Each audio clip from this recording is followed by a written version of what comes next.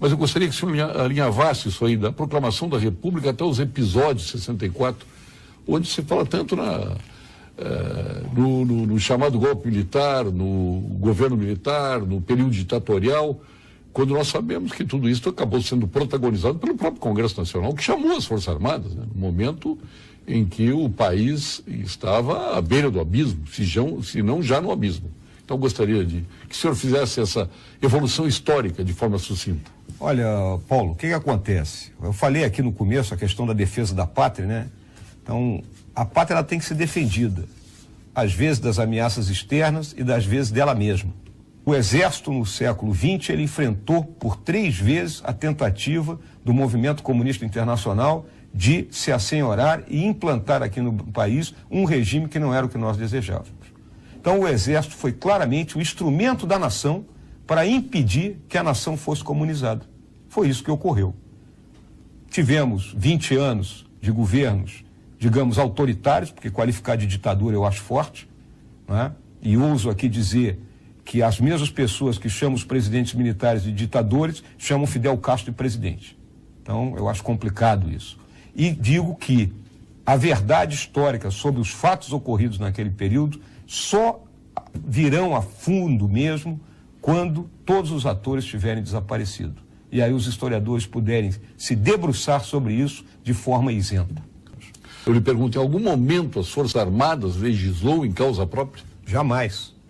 Jamais. Né? Durante os 20 anos, né, vamos dizer, de 1964 até 1985, né, onde os 5 generais se revezaram no poder, não houve nenhuma legislação que beneficiasse especificamente as Forças Armadas. Não tivemos aumentos extraordinários de vencimentos, não tivemos investimentos vultosos para, né, a mudança e a melhoria das nossos quartéis, de nossas residências, né, de compras vultosas de material, de armamento, nada.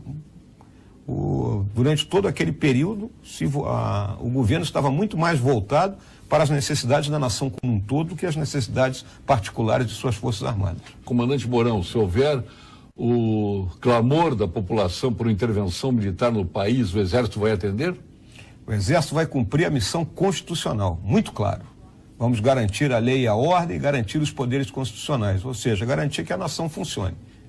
Essa é a missão do Exército, muito claro. O que eu considero é que nós temos aí uma crise na sociedade, uma crise dos valores na sociedade, né? A sociedade ela se tornou muito difusa, né? Muitos interesses pessoais acima do interesse coletivo, né? Essa é uma crise que eu considero preocupante, né? E que a gente vê em todos os lugares, é o aluno que espanca a professora, né? São coisas que a gente não estava acostumado e que de uma hora para outra surgiram e que nós vamos ter que em algum momento, né, ter que reverter essa situação, porque somente com uma sociedade sã nós teremos uma nação sã, né? Estamos dentro dos nossos quartéis, mantendo o nosso treinamento, estando prontos para assumir qualquer situação que a nação precisar. Então, se a nação precisar, como precisou há pouco no Rio de Janeiro, que nós ocupássemos complexos lá de comunidades lá da Maré, e onde nós ficamos mais de um ano, tivemos um companheiro morto, 27 companheiros feridos, né? Ninguém sabe disso, né? Se a nação precisar, nós estaremos prontos. Paulo Roberto Mack, a possibilidade de voltar os militares governarem de novo o nosso país, ela existe? Seria uma boa para todos nós. Está dizendo o Mack aqui, mas o general já respondeu. Eu digo isso aí para ele, existe, desde que eleito. Falta ainda para as Forças Armadas assumir o comando no Brasil. Está respondido. Sermos eleitos. Já está respondido. Deixa eu ver, mas... General Mourão, boa noite. Como o senhor vê as pessoas que na época da ditadura eram consideradas criminosas, hoje estão no poder? Valério Vasconcelos Machado. Lembro sempre da palavra de Caxias, da anistia. Os brasileiros todos voltaram a se unir após 1979. Os que estão no poder conquistaram esse espaço eleitos pelo povo. Democraticamente. Democraticamente.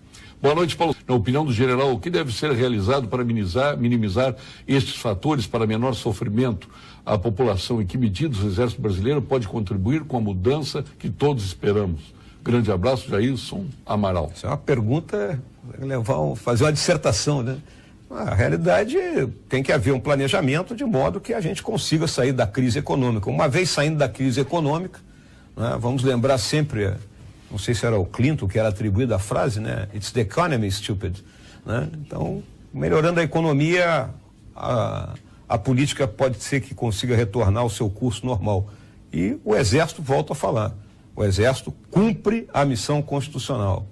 Lei e a ordem, poderes constitucionais estarão sempre garantidos pelo seu Exército. Nara Nonemaker, tem algum militar com a coragem dos nossos 5 presidentes militares para enfrentar a salvação do Brasil? Os que estão botando muita parede aqui. Coragem não falta. Vamos sempre lembrar o seguinte, eu acabei de dizer que os fatos ocorridos há 50 anos atrás só serão corretamente estudados daqui a outros 50 anos. Vamos lembrar que ano passado nós estávamos no centenário da Primeira Guerra Mundial e novas interpretações surgiram. Paulo Sérgio Bueno pergunte ao general se ele não teme este envolvimento do Exército com a sociedade, pois traria para dentro dos quartéis a corrupção. Não, nós acreditamos firmemente nos nossos valores, né? Existe uma coisa que é muito importante que a população saiba sobre a característica dos oficiais e sargentos do Exército, que são o núcleo duro do Exército.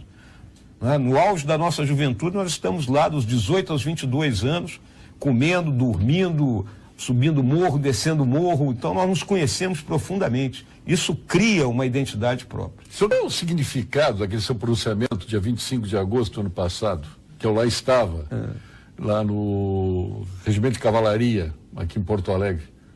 Você fez um pronunciamento forte, né? Não, no dia 25 de agosto do ano passado, eu quis deixar muito claro para os meus subordinados, né, a influência do Duque de Caxias, os valores que o Duque de Caxias tinha passado para a gente e mostrado que o Exército, né, sempre esteve ao lado da nação. E ali nós demos o brado do Malé, né, do Marechal Malé na Batalha de Tuiuti. Né, que na Batalha de Tuiuti, durante a Guerra da Tríplice Aliança, Malé mandou cavar um fosso na frente das posições da artilharia e as cargas da cavalaria paraguaia primeiro caíram dentro daquele fosso. E aí ele bradou, eles que venham, por aqui não entram. Mas o senhor não terminou, por aqui não entra. Não, por aqui não entra. Foi essa a resposta da tropa? Eles que vêm, a tropa respondeu, por aqui não entra. Mas lá no regimento aquele dia foi essa a resposta da tropa? Essa é a resposta da tropa, é isso aí. Não entendi bem. General Mourão, o Exército Brasileiro estaria preparado para uma guerra hoje? Sim, lógico. Se não tivéssemos preparados, estaríamos enganando a nação, pô. A realidade é a seguinte, a educação nas Forças Armadas, eu cito em particular o Exército, eu fui vice-chefe do Departamento de Educação e Cultura. A educação no Exército é levada muito a sério, a educação continuada, ela começa no Colégio Militar, todos são testemunhas do que é o Colégio Militar, do impacto que o Colégio Militar causa na sociedade como um todo, não é? Dos destinos que tomam os alunos do Colégio Militar, que hoje estão espalhados pelos mais diferentes pontos do país. E teve gente que tentou terminar, né? Sim. Então, começa no Colégio Militar, na Academia Militar. Nós temos uma integração na academia com diversas universidades e as pessoas...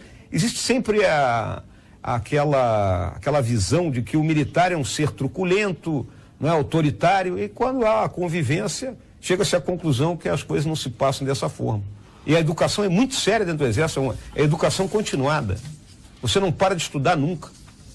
Bem, Paulo, eu agradeço mais uma vez a oportunidade, foi um programa franco, aberto, nós respondemos aqui dentro dos 2 princípios básicos da nossa instituição, da disciplina e da hierarquia, né, todos os questionamentos que foram lançados. E o que eu quero deixar como grande recado à sociedade gaúcha, né, e à sociedade brasileira que nos ouve também, é que confie no seu Exército. O seu Exército, né, ele está pronto para, como eu disse no começo, lutar e vencer as guerras que a nação tiver que travar. E para cumprir a sua missão constitucional, garantir a lei e a ordem e garantir os poderes constitucionais. O Exército está aí. Podem não vê-lo, mas confiem nele. Olha, então, parabéns, um grande abraço, traduza isso aos seus comandados lá, e parabéns pela dignidade e pelo orgulho que todos nós temos das Forças Armadas e por esse primeiro lugar na pesquisa encomendada pela OAB, revelado pelo IBOP. Muito obrigado, Paulo, e concluo com o brado do Comando Militar do Sul, que é o Comando Blindado do Exército. Aço!